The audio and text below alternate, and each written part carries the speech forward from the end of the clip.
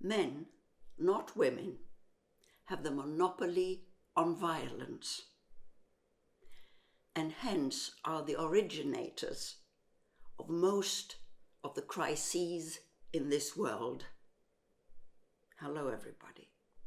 And no, I do know, I don't overlook that there are many well-intentioned men.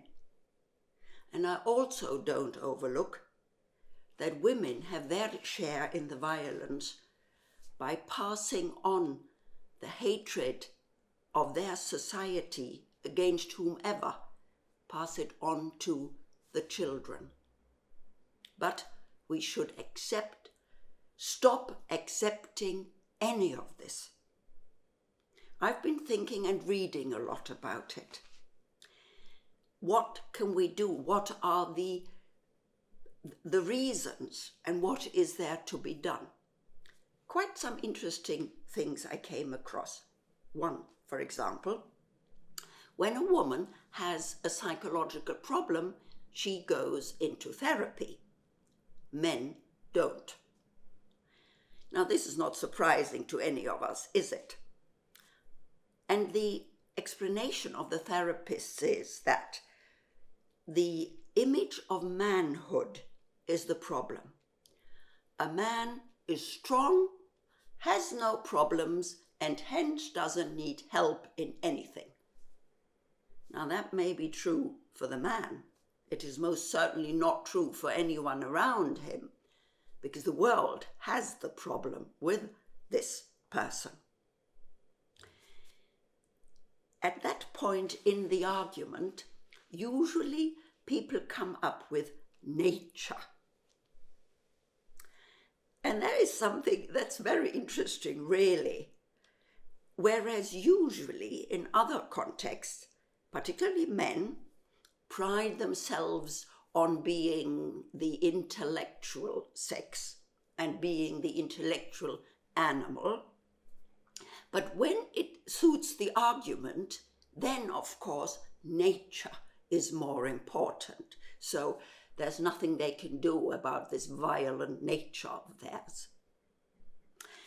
Well, it's 300,000 years ago that from the great apes that we developed from, we became Homo sapiens. So it's a bit long, I think, to argue still with nature. And something else I read in that connection, very interesting. What made us possible to develop into the Homo sapiens was not least, say the experts, our ability to cooperate with the same species but outside of our families. No animal seems to be doing this. Cooperation was one of the important factors for us to become Homo sapiens, to become humans. Well, if you'd asked me, I would have thought, because where has it gone, this ability to cooperate? I would have thought our ability to make ever more devastating weapons would have been more important than that. Something else I read in that, I've been reading all around really lately because I'm so shocked by what is happening. And another interesting idea I read about, in those societies in which to have 4, 5, 6 children is more the norm than the exception, these societies have places, roles, only for the first male born. That means son number 2, 3, and 4, the societies don't provide roles, places for them. And when I started learning Turkish years ago, and that was the 7th language I tried to learn, for the first time, I hadn't known that. In the Turkish and in other languages I now know, there is a term for the oldest son. In my language there isn't. In English there isn't, in French, etc. So, yes. So what does that mean? To son number 2, 3, and 4, you can use them as cannon fodder.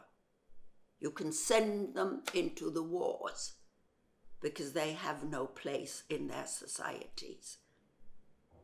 And I do wonder, and the expert who was thinking about this wonders, what if they didn't exist? What would those armies do? Now, what can we do about it? What should we do about it?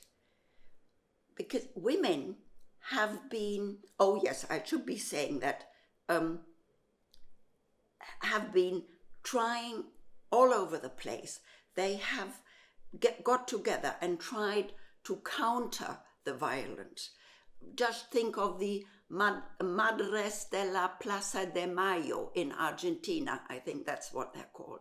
For years, they've gone onto the street demonstrating, asking what happened, asking their regime what kind of violence has happened to their sons.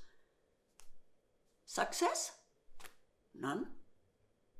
A friend of mine sent me a link very short time ago. In Israel, only a few years ago, Jewish, Muslim, Christian women getting together, talking, eating, dancing, hugging, getting to know each other, living peacefully with each other. Success? None. And we've got to stop accepting the seemingly unchangeable violence in this world. So, since we women can't do this alone, we need every well-intentioned man in this to join, not, and I understand that must be difficult, not to join with their violent other men, but join with women to change this world.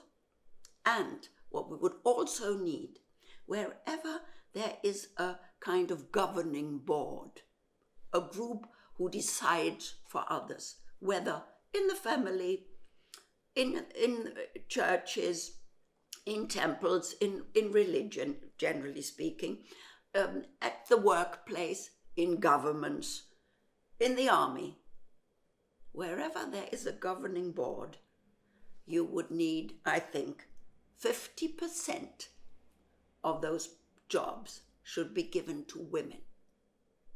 Now, you might say, then women aren't the better sex. What makes you think, okay, I can't prove it yet. But since men have had thousands of years to prove that what they mostly bring on this earth is death, violence, enormous traumas. Now let the women try for, say, 1,000 years. And then, if the women haven't done any better, then we can go back to the old system. And as I said last time, if you have any better suggestion, I'd be very happy to hear about it. See you.